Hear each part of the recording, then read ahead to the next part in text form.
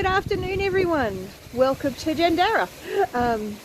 My name is Gerowyn. Let's see, how do I describe myself? I'm meek. No, I have a double degree in IT and multimedia, so yeah, it's a bit unusual to see me around goats, I guess. One would think that I should be sitting in front of a computer, but a few years ago I had a car accident and ended up with whiplash. And if I sit in front of a computer for more than a couple of hours, I end up with migraines. So there goes the computer career. Well, not completely. I did manage to actually recover reasonably well from that car accident, and then I had another one. So I ended up with whiplash again, so it's causing me all sorts of grief again. So I'm actually going to flip my camera around. Actually, no, I'm not. I'll just do that because it's putting a little too much strain on my neck holding the camera up like that. So yes, my husband and I and my two children live on this beautiful property in Lockyer Valley in Queensland, Australia. We have 10 acres and we have goats. I milk my girls. I have two girls that I'm currently milking.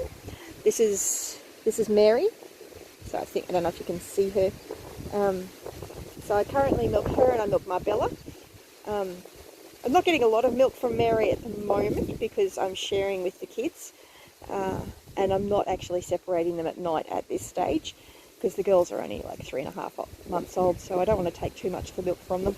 And I'm only just starting to get back into milking Mary. So I'm only just starting to get back into milking goats at all. There was a good 2 months there that I wasn't able to milk for because of the car accident that I had.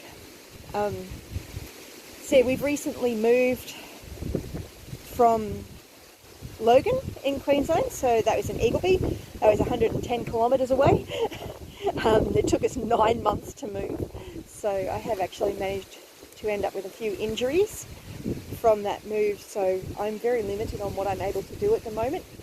Looking forward to, over time, over the next 12 months or so, 12 months to 2 years, doing a permaculture design on the property. I did one on the last property, which was when I actually did my permaculture design certificate course.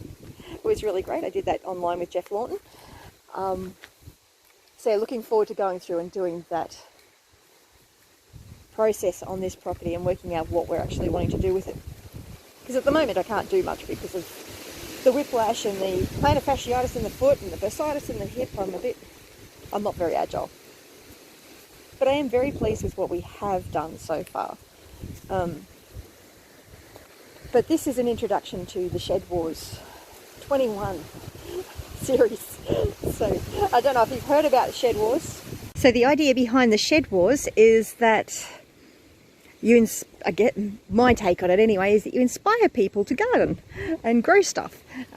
So I'm going to be showing what I'm doing around the place, which is not a huge amount, but it's little bits here and there. So yes, so here I've got some, in this spot here I had chickens in my little mobile chicken tractor, so that's actually some roosters that are about to go into freezer camp, along with guinea fowl that got in there the other day. That's another story. So I need to do up some more of the chicken coops. Let's see, so I had the chicken coop here for a number of weeks, got the ground ready to plant in, then just let it sit for a while. Then I planted in the couple of little pawpaw trees and put a thick layer of wood chips down.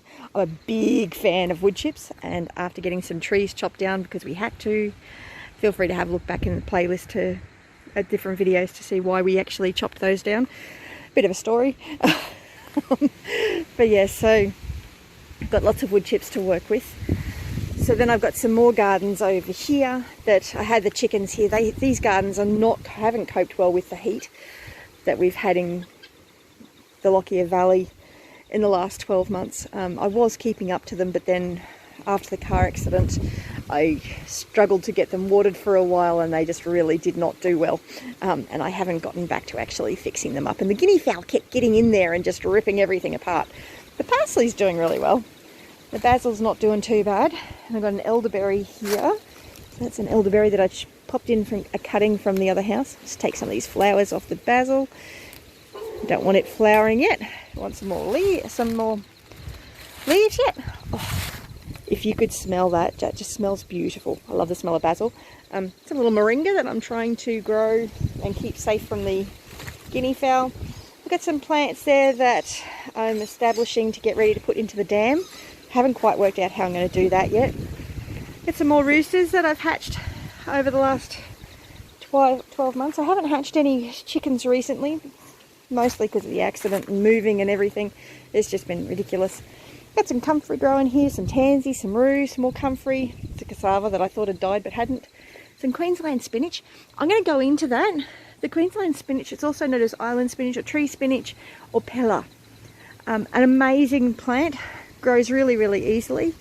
I'm not quite sure why the chicken net's leaning up against it. That's not good for it. But it actually is really good in our dry seasons. It copes well in Queensland heat. So I'll just give that basil that I cut off to those roosters that also need to go into freezer camp. They're not all going to freezer camp, but if you're looking for a speckled australorp, I've got a couple of speckled australorp roosters up there. Nice boys, they need a new home. They'd make good breeders. What else have I got around the place?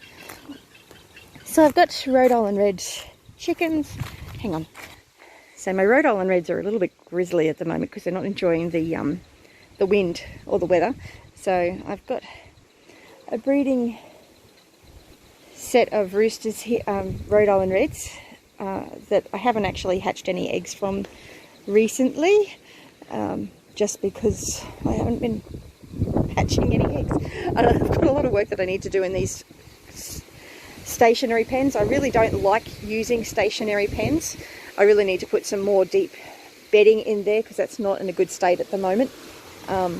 Usually what I would be using is the mobile chicken pens and the chicken tractors and moving them around the property. I do apologise for the wind, it's quite windy today.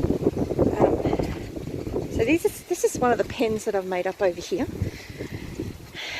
And the wind is just blowing everything everywhere at the moment. Not that that explains anything that is leaning up against this pen at the moment. Got a lot going on at the moment. See, my big australorp rooster is in there with some laying hens. These are one of my chicken tractors that I make. It's just a couple of welded mesh panels. Might do a video showing how I make those. It's a nice cheap way of having a mobile chicken coop. The only problem with these is during high wind they will flip over if they don't have wind protection, which in the yard, in the house yard, they're fine, but I can't have them out in the paddock. So yeah, it's a bit spiky, you can get caught on it. But yeah, so that's the mobile chicken tractor. And the other thing that I focus quite heavily on is my aquaponics. So this is a very basic system. At the other house we had a much bigger system which my husband's working on setting up again. This is just a little one that I set up when we first moved in. So I basically chucked in some cuttings of different plants that I didn't want to die. I've got an elderberry here that's going nuts. It really needs to go into the dirt, but I haven't had a chance to do so. So aquaponics is another one of my big focuses. It's a really good way to grow, and it's the one thing that has been growing even with the drought. So there are fish in there, you just can't see them at the moment. It's a bit dark under there. Oh, maybe you can. I don't know, can you see the fish? A bit too much water movement. And I don't want to turn the pump off. I might do that in another video. Show you all the aquaponics. I've got lots of videos on aquaponics. I might put a card up with a link to the playlist for the aquaponics. We've been playing with aquaponics for many, many years. This is a very small system in comparison to what we usually have, but it's also a very brand new system. We got fingerlings back in March and they don't grow much in winter, so there's not a lot of nutrients in the system, and it's not a well-established system. And I've just pulled out a whole heap of things because the cabbage moth got to them and all that sort of thing, and I've got to pull out that broccolini. And I know I've got a nutrient deficiency in the system, and that is simply because I don't have enough fish. I don't have big enough fish, but they all get bigger. And my boys love cucumbers, so I tend to plant a lot of cucumbers around the place. So that's one that's coming on nicely. Celery goes nuts in this system. Oh, let's see if you can see the fish. There we go. There's some of the fish. So we have all sorts of interesting things happening around here. A lot of it's very low maintenance, because I have a lot going on. We've got my 81-year-old mum lives with us. She's just had a hip replacement. I've got the two boys that I homeschool. One's 11, one's 3. And they are eagerly watching these cucumbers, along with the strawberries that are on the other side. And I tried to kill those. I'm going to try and resurrect them. There's beetroot. Rainbow chard. Beans. The boys love beans. But yeah, I'll go into more detail on the aquaponics in another video. So yes. Yeah, I look forward to being part of the community with the SHEDWARS21 and see how things go. Haven't got a huge amount to harvest, although we do have those roosters that need to go in the freezer at some point. And I do collect eggs and milk daily from the chickens and the goats. So, oh, and I've got another massive pile of cardboard. That's not rubbish. That's going to be going down to suppress weeds. We've actually had to do a lot on this property since we bought the place, and we've been having no end of problems. Every time we turn around, there's another problem to deal with.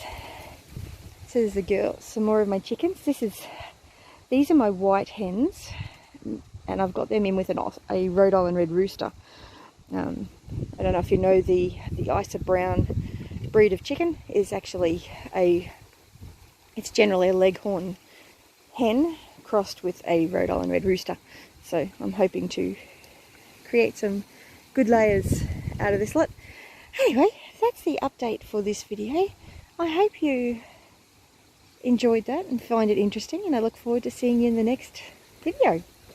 Remember to like and subscribe to the channel to keep up with what's going on in this fascinating property. Anyway, nothing too serious, nothing too fancy, just everyday people doing everyday stuff. Well, actually it's kind of unusual stuff, but yeah, you have a great day, and I'll catch you in the next video. Bless you.